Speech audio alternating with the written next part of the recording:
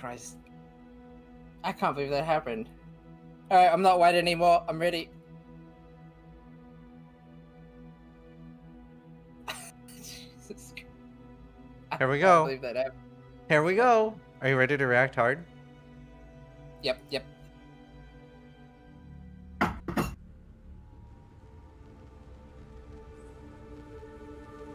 Beware what you ask, Nomad. Curiosity is a charming trait until it is not. Information will be volunteered, not coerced. It will create more questions than it answers. When at last their shadow is cast upon the firmament, it will take more than you can possess to bind and silence the screams within your mind.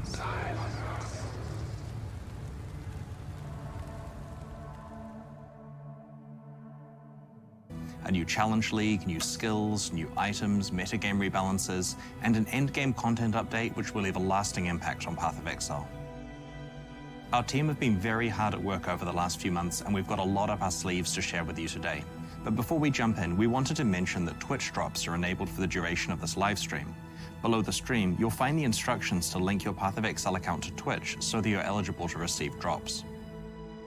2020 was certainly a difficult year for development, but it was also one that saw a lot of big things happen with Path of Exile. In late 2019, we held our first ExileCon convention, where we announced several projects, including Path of Exile 2 and Path of Exile Mobile. So be sure to get your questions ready. Once the Q&A is over, we'll be jumping into an episode of the podcast where Taki Cat and his crew of Path of Exile veterans will discuss today's reveals. I'm sure you're keen for me to stop talking and start revealing the new content, so let's jump right into the 3.13 trailer. See you on the other side. Watch him.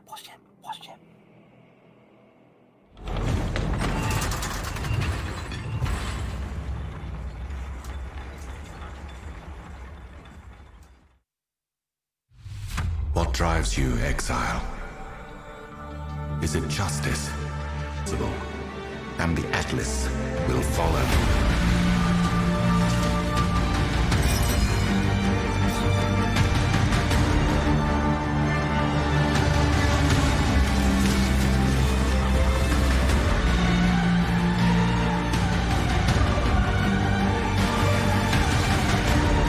Maybe Pog? Ritually. There it is. Dark Strands are back?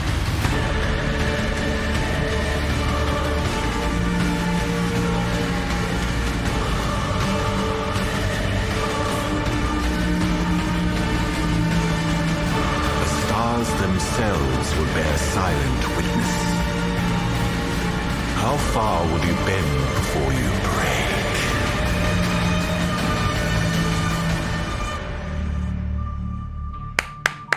I'm hyped! That looks sick. The boss is at the end, dude. Yeah, that's why I got so excited. I'm goosebumps. That's one of my favorite Path of Exile trailers. We've released, like 35 trailers so far over the last decade, and I still get shivers watching each new one. Props to our video guy Eben for great work as usual. So there's a lot to cover based on what we've just seen. Let's get right into it. Maven As you Orb. complete the Mavens Challenges, you'll earn a new type of passive skill point that can be allocated on a special passive skill tree in that region of the Atlas of Worlds. Each of the Atlas's regions has its own passive tree, and they generally have around 20 nodes to choose from. You can earn up to a total of 10 skill points per Atlas region. Let's check out some of the Atlas passive choices in the Glennock Cairns region.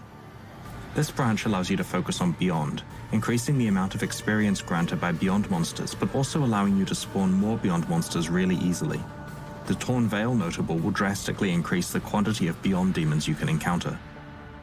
The Legion branch has a notable passive which increases the amount of time you have to break enemies out, and makes it easier to break them out.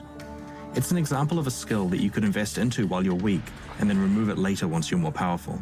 And yes, as I implied here, there is an orb that lets you refund Atlas passives. The Incursion branch allows you to more easily get higher tier rooms in the Temple of Atsuatl, and helps you make a definitive decision on whether to swap specific rooms. On the Ambush branch, the tamper-proof notable passive upgrades all strongboxes to be rare and corrupted. This synergizes incredibly well with the Ambush Sana mod or prophecies like Monstrous Treasure. While it prevents you from re-rolling valuable types of strongboxes, the sheer number of corrupted 6-socket and 6-link items will certainly be tempting. Taken as lightning damage 1. When we apply a Mavens Orb to it, it randomly removes one of these mods and upgrades the other one to become an elevated influence mod.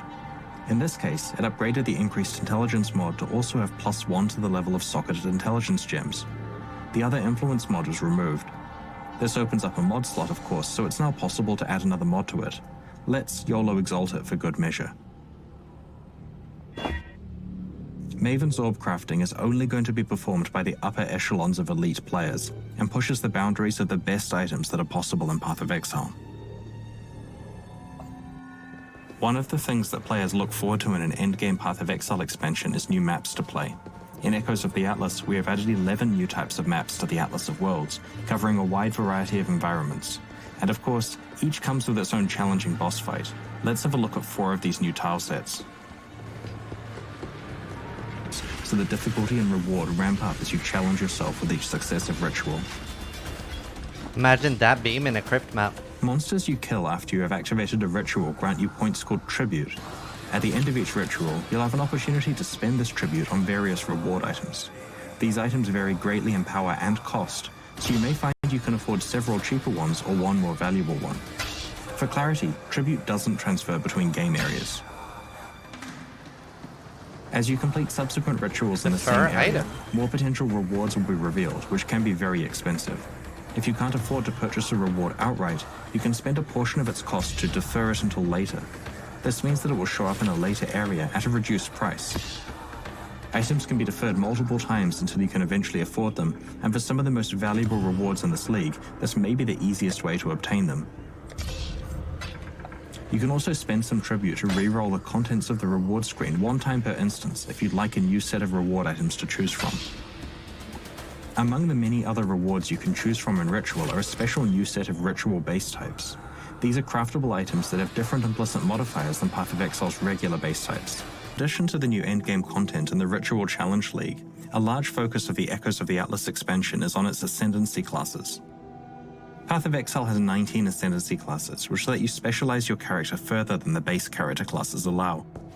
To unlock your Ascendancy class, you must find the Altar of Ascendancy at the end of the Lord's Labyrinth. In this expansion, we've rebalanced every one of these 19 classes and have significantly reworked 3 of them, the Elementalist, the Inquisitor, and the Deadeye. The aim of these changes is to redistribute and simplify power so that Ascendancy passive skills perform stronger single functions more effectively. Let's check some of them out. The Elementalist has always been a good general Ascendancy class for many elemental builds, but lacked really in-depth build options. Now you can pick which elemental ailments to use for greater build customization, as well as providing more consistent power against tougher enemies. The Elementalists can also protect themselves from a large amount of elemental damage. In this curse, the Maximum Resonance Trinity absolutely decimates enemies. In addition to introducing the 2 entirely new gems we described, we have done an extensive balance pass on other skills. We have buffed over 40 existing gems, including skills such as Scorching Ray, Seismic Trap, Firestorm, Venom Gyre, Static Strike, Kinetic Bolt, Crackling Lance, Lightning Strike, Shrapnel Ballista, and Artillery Ballista. Full details will be available in the patch notes next week so that you can plan your perfect build. Ness? I was just hoping they would say crack lab. As well as introducing and rebalancing skills, another important aspect of keeping the metagame fresh in a Path of Exile expansion is adding new unique items to discover and build characters around. Unlike most items you find in Path of Exile that are randomly generated, unique items are extremely rare ones that our design team have hand-created to offer new build opportunities. Echoes of the Atlas introduces 10 new unique items, some of which are exclusive to its new endgame encounters. Let's have a look at a few. But we didn't want to just do this by nerfing it a lot. We needed a smarter solution that still allows players to earn and perform powerful crafts. We also knew that we didn't want players to have to grow and manage their own gardens every league. So let's check out how Harvest works as part of the core game in Echoes of the Atlas. In Echoes of the Atlas, as you play through maps, rather than finding a seed cache, you'll now encounter a portal to the Sacred Grove. But it's not your own Sacred Grove, it's an established one that has a full complement of plants ready to harvest, fight, and craft with. The grove contains several pairs of harvests to choose between, each displaying the details of the fight and the corresponding crafting options. You can only pick one of each pair, so carefully choose which crafting options are best for you, defeat the monsters, and use their life force to perform the crafts.